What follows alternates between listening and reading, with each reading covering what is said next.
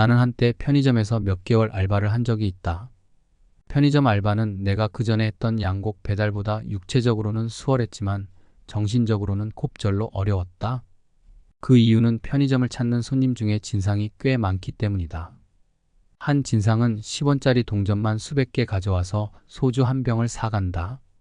그래서 알바가 동전 세느라고 생고생한다. 또 한 진상은 물건을 편의점 판매대 앞에 수북이 쌓아놓고 지갑을 안 가져왔다고 하면서 물건을 원위치 시키지 않고 내빼는 바람에 또 알바가 제자리에 갖다 놓느라고 죽어난다. 어떤 진상은 100종류가 넘는 담배를 1~2초 만에 찾아주지 않는다고 알바에게 쌍욕을 하기도 한다. 내가 겪었던 편의점 얘기를 들려주었더니 한 교인이 목사님, 편의점에만 진상이 있는 것이 아니라 성경에도 진상이 등장하대요. 제가 요즘 잠언을 읽고 있는데 하나님께 진상 부리는 사람 참 많대요 라고 재미난 소리를 했다. 아니, 하나님도 치를 떨게 하는 상 진상이 성경에 등장한다고 속아 웃는다. 사실 이 성도는 우스갯소리를 하는 것 같지만 그의 지적은 적절했다. 지혜서라고 일컬어지는 잠언에는 하나님께서 경멸하는 세 종류의 진상이 소개되는데 그중 넘버 3는 아무 일도 하지 않고 날로 먹으려는 자다. 잠언 26장 14절에는 이런 자를 이렇게 표현한다. 문짝이 돌적이를 따라서 도는 것 같이 게으른 자는 침상에서 도느니라. 이 자는 문이 경첩을 따라 도는 것처럼 침대를 벗어나지 않고 이리 뒹굴 저리 뒹굴한다. 사도 바울은 데살로니가 교회의 게으른 자들에게 일하기 싫거든 먹지도 말라고 따끔하게 충고한다. 나는 육신이 연약해서 몸에 병이 들어서 일을 못하고 있는데 일하기 싫거든 먹지도 말라니 이거 너무한 것 아닙니까? 하고 사도에게 도끼는 뜨지 말라. 이는 사지육신 멀쩡한데도 일을 하지 않고 다른 사람에게 빈대 붙어서 먹고 살려고 하는 얍사비를 겨냥해서 하는 말이기 때문이다. 우리 신자들은 놀고 먹으려는 거지근성을 버려야 한다. 노동은 신성한 하나님의 명령이다. 하나님께서는 게으른 자를 겁나 싫어하신다. 게으르면 빈궁이 강도같이 오고 곰핍이 군사같이 이른다. 나태하면 빈궁이 강도처럼 예고 없이 들이닥친다. 곰핍이 군사처럼 때로 몰려온다. 탈탈 털리기 싫으면 손을 부지런히 놀려야 한다. 손을 게으르게 놀리는 자는 가난하게 되고 손을 부지런히 놀리는 자는 부하게 되기 때문이다. 썩어서 죽기보다는 달아서 사라지고 싶다고 했던 조지 휘필드의 고백처럼 우리는 살아가야 한다. 하나님께서 경멸하는 진상 넘버 2는 쥐뿔도 모르면서 겁나 아는 체 하는 사람이다. 잠언 26장은 미련한 자를 짐승에 비유한다. 그래서 말에게 채찍을 가하고 나귀에게 재갈을 물리듯 어리석은 자의 등에는 막대기가 적합하다고 했다.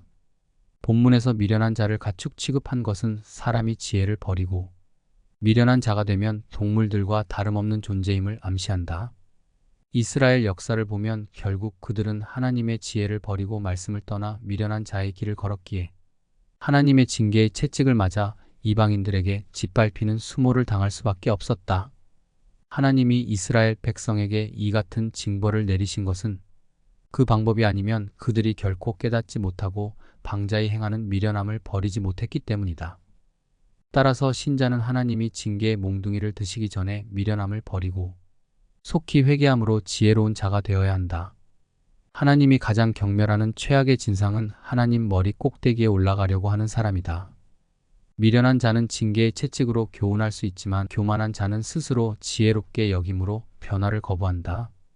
그래서 잠언은 교만과 거만은 넘어짐의 앞잡이요 패망의 선봉이라고 했다.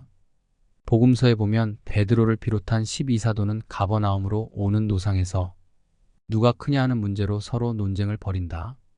이들에게 큰 자란 세상 사람들이 생각하는 큰 자 개념과 별반 차이가 없었다. 그들의 눈에는 세상의 임금이나 관원들과 같이 힘 있는 사람들이 큰 자였다. 하지만 예수님께서는 어처구니 없게도 파이디온을 큰 자의 모델로 제시하셨다. 파이디온이란 유년기에서부터 사춘기 사이의 연령에 해당하는 어린이를 통칭하는 헬라어다. 마가복음 9장 35절에서 주님께서 제자들 앞에 세우기 위해 오라고 했을 때 말귀를 알아듣고 그 부름에 반응한 것으로 보아 이 파이디온은 최소한 대여섯 살 정도는 되는 어린아이였던 것 같다. 예수님께서는 한 파이디온을 불러 제자들 가운데 세우시고 다음과 같이 말씀하셨다. 진실로 너희에게 이르노니 너희가 돌이켜 어린아이들과 같이 되지 아니하면 결단코 천국에 들어가지 못하리라. 그러므로 누구든지 이 어린아이와 같이 자기를 낮추는 사람이 천국에서 큰 자니라. 유대 사회에서 어린아이는 아무런 중요성도 갖지 못한 존재로서 어른들에게 복종해야 할 뿐, 그 어떤 높임의 대상도 되지 못했다. 그런데 예수님께서는 제자들이 바뀌어서 어린아이와 같이 되지 않으면 결코 하늘나라에 들어가지 못할 뿐더러 설령 들어간다고 할지라도 어린아이와 같이 자신을 낮추지 않으면 천국에서 큰 자가 될 수 없다는 충격적인 선언을 하셨다. 어린이는 겸손의 모델이다. 기독교 최고의 미덕은 바로 겸손이다.